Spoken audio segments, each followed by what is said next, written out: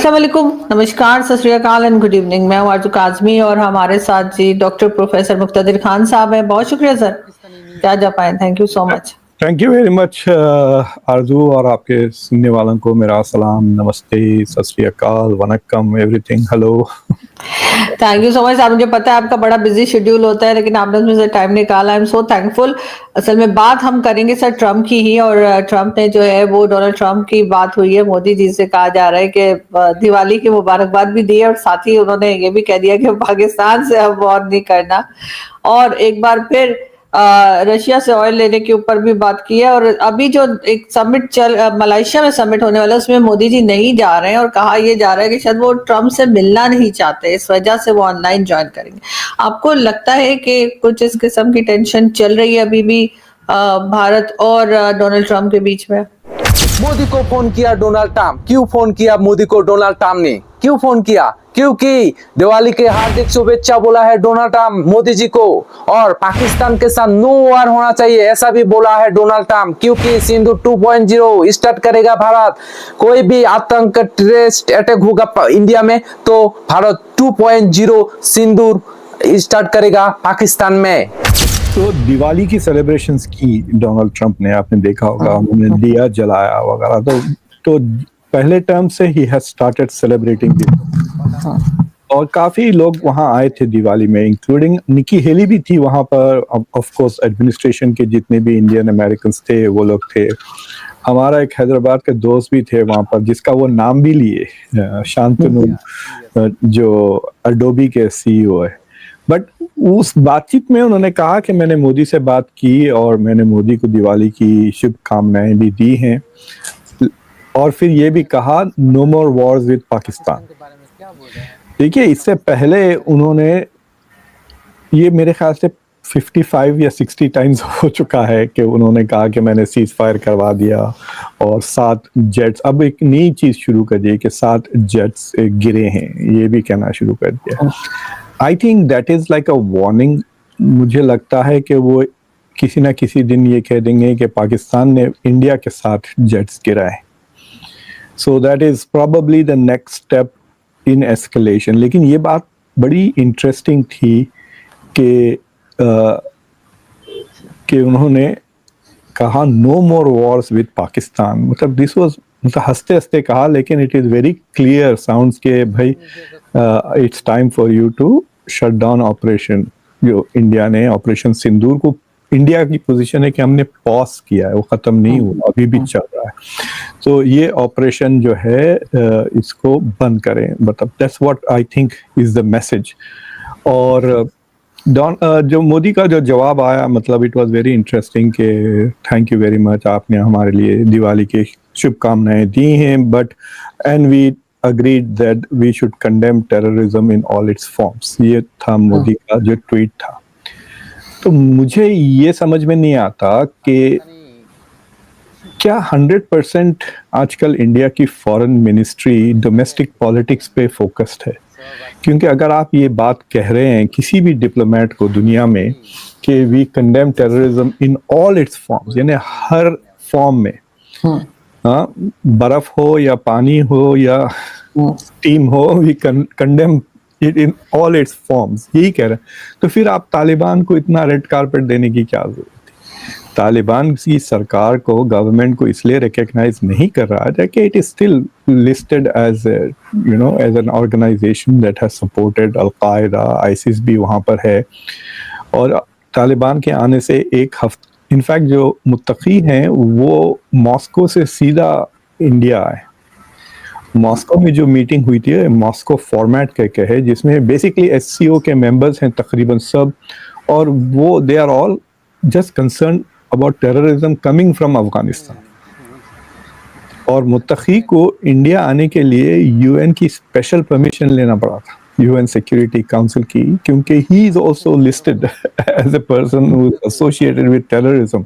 ये नहीं कि खाली तालिबान, मुत्तकी पर्सनली तो वो कहीं इस तरह आसानी से नहीं जा सकते unless he gets permission to travel.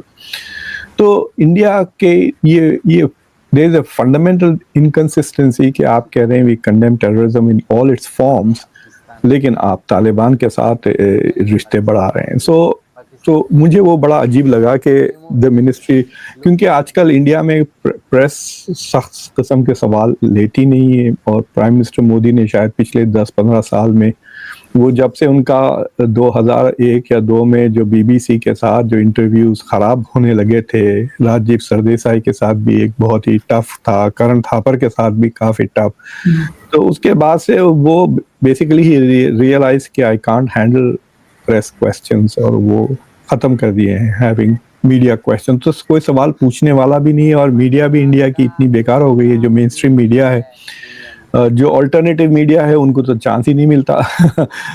तो ये सवाल पूछे ही नहीं जा रहे हैं consistency.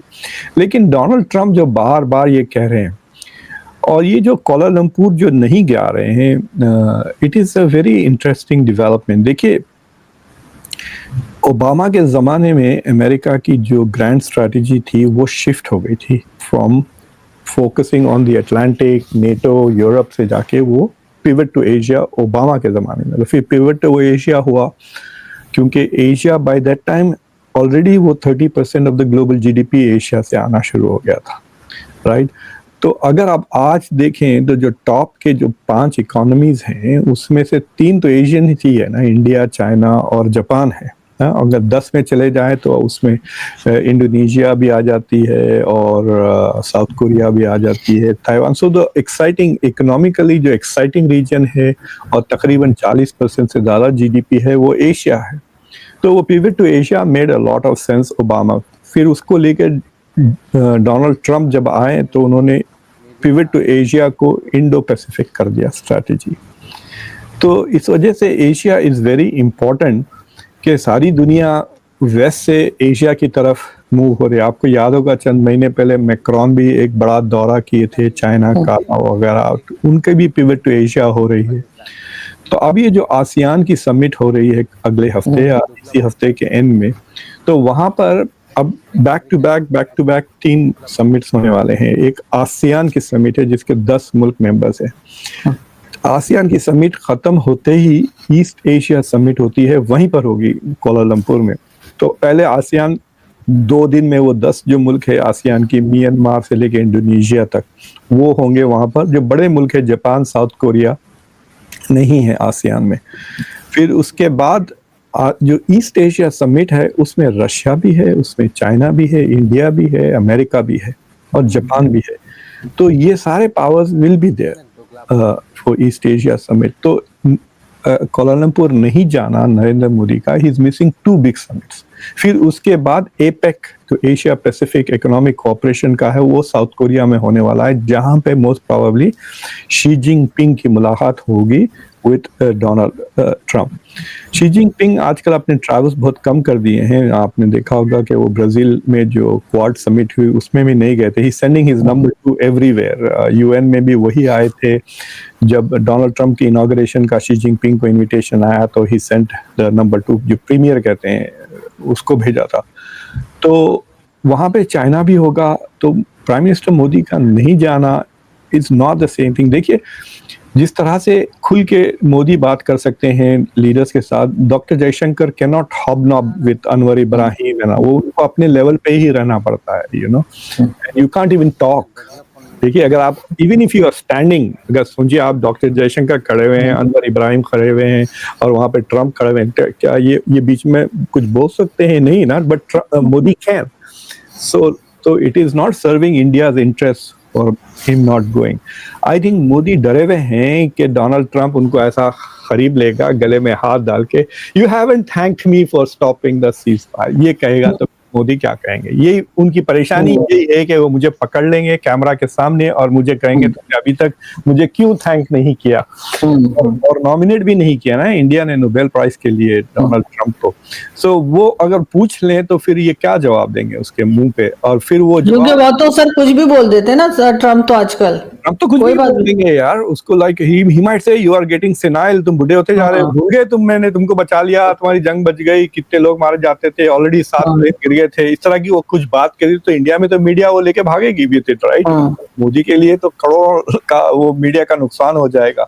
So I think he is basically avoiding Trump because he does not know how to respond to this issue. देखिए, स्टारमर और मैक्रॉन के साथ उन्होंने जो शार्म एल शेख में किया है, यू कैन सी लाइक बेचारा की इज्जत ही फालूदा में मिल गई कहते हैं ना, तो वो हाल हो गया था मैक्रॉन का। और but sometimes they get back to him, you have to be very subtle, very sharp और वेरी ह्यूमरस, जो अंग्रेजी में नहीं है। अब वो हिंदी में क्या जवाब देंगे वहां खड़े का, मतलब कितना भी अगर उनको शेयर अच्छा आ भी गया कोई यार, तो he is not able to be effective in English, Modi. So I think he's basically avoiding that जब तक के trade deal, और वो कोलालमपुर नहीं जाना is I think a very bad thing, because अभी यहाँ पे वॉशिंगटन में लोग कह रहे हैं कि तकरीबन डील हो गई है ट्रेड की, बायलैटरल ट्रेड की डील हो गई है, और शायद कोलालमपुर में, मतलब मोदी के अनाउंस करने से पहले कि वो कोलालमपुर नहीं जा रहे हैं, यहाँ पे खबरें आ रही थी कि कोलालमपुर में अनाउंस हो जाएगा जब ये दोनों मिलेंगे कि बायलैटरल ट्रेड फाइनली एग्री हो गई है। और जो इंडिया डर रही थी कि भाई हम अगर पब्लिकली कह दे कि हम रशिया से तेल लेना बंद कर दिए हैं, तो फिर मोदी की, मतलब वही कहेंगे ना, नरेंद्र सरेंडर वाली बात आ जाएगी कि आप डर गए। लेकिन अब क्या है, इंडिया के लिए थोड़ा फेस सेविंग अपॉर्चुनिटी मिल गई है, क्योंकि रशिया पे नए सैंक्शंस लग गए। तो जिस तरह से ईरान से तेल लेना बंद कर दिया था इंडिया ने, ये कह करके सैंक्शंस लग गए हैं, इंडिया के लिए ना एक फेस सेविंग एग्जिट मिल गया है from the Russian oil deal, by saying कि अब तो बहुत ही ज्यादा सैंक्शंस लग गए हैं दोनों बड़े, यानी 50% जो ऑयल प्रोड्यूस करते हैं, लक ऑयल और वो रेंसॉफ, जो भी दो कंपनीज हैं रशिया की, उन दोनों पर लग गए हैं। और वन ऑफ देम तो इंडिया में, मैं सुना कि उसके कुछ 6-7 हज़ार गैस स्टेशन भी हैं इंडिया में। So India will probably has an opportunity to say, अब नए सैंक्शंस की वजह से we have no choice but to take away, क्योंकि इंडिया की तरफ से अभी कोई बयान नहीं आया। चाइना ने अलबत्ता बहुत सख्ती से क्रिटिसाइज किया, saying this has no basis in international law. हम ना तो यूक्रेन की जंग में उकसाए हैं, ना we are part of the जंग, फिर हम पर ये सैंक्शंस लगाने की क्या मतलब होते हैं। लेकिन सर, अगर डोनाल्ड ट्रंप को ही हम देखें, और वो आजकल पाकिस्तान की बहुत तारीफ कर रहे हैं, पाकिस्तान के गवर्नमेंट की तारीफ करते हैं, फील्ड मार्शल की तारीफ करते हैं, तो ये कितने दिन चलने वाला है? और क्या ये तमाम तारीफों से आपको लगता है कि इस वक्त जो आर्मी चीफ या फील्ड मार्शल है वो एक्सटेंशन भी ले सकते हैं पाकिस्तान में, या क्योंकि नवंबर की एंड में उनकी रिटायरमेंट आ रही है, लेकिन कहा यही जा रहा है कि हो सकता है कि अमेरिकन प्रेसिडेंट की तारीफें करने की वजह से उनको एक्सटेंशन भी मिल जाए आसानी से? तो दो चीजें हैं उसकी अलग अलग। तो पहले मैं फील्ड मार्शल की पोजीशन की बात करता हूँ। देखिए, बाजवा साहब का जो एक्सटेंशन हुआ था, वो 6 साल तक he was the same post, army chief, क्या कहते हैं आर्मी चीफ। हाँ, लेकिन उससे क्या होता है कि जो बंदे एक्सपेक्ट कर रहे हैं कि वो आर्मी चीफ बनेंगे, वो रिजेंटमेंट पैदा हो जाता है ना, कि प्रमोशन नहीं होता है, तो सारा का सारा क्लॉग हो जाता है, वो तो पूरी लाइन रुक जाती है ना 3 साल तक। और उससे ये भी होता है कि काफी number 2 number 3 will retire as number 2 number 3, क्योंकि उनकी भी उम्र हो जाएगी, राइट? तो so it created a lot of problems जब बाजवा को एक्सटेंशन मिला था। लेकिन इन्होंने एक क्लेवर काम ये कर दिया कि इन्होंने फील्ड मार्शल बन गए, तो इन्होंने नंबर 1 के ऊपर एक पोजीशन क्रिएट कर दी जो नहीं थी, right? So somebody can still be promoted to army chief. तो मेरे ख्याल से Asim Munir can become remain field marshal and give the army chief की पोजीशन किसी और को, but stay in charge of all forces का मैं कमांडर हूं। तो ऐसा कुछ चीज करेंगे, लेकिन छोड़ेंगे तो नहीं। जब आसिम मुनीर अफवाहें आई थी कि कुछ 74 बिलियन रुपीस हैं बाजवा के पास, इतने अपार्टमेंट्स हैं, पेरिस में भी उनका बहुत बड़ा मकान वगैरह। तो जब आसिम मुनीर बने थे जनरल, मैंने कई शोज किए थे कि भाई डिक्लेयर करो आपके क्या एसेट्स हैं, मैं देखना चाह रहा हूँ कि 3 साल में आप कितने पैसे बनाते हैं। सो if he has hit his targets then he may retire, if he has not then he, क्योंकि आपके पास देखिए इंडिया के आर्मी चीफ वगैरह के पास there is life, वो जाके थिंक टैंक्स के प्रेसिडेंट्स, वाइस प्रेसिडेंट बन जाते हैं, they get positions in corporate sector में भी जाके आप बन सकते हैं।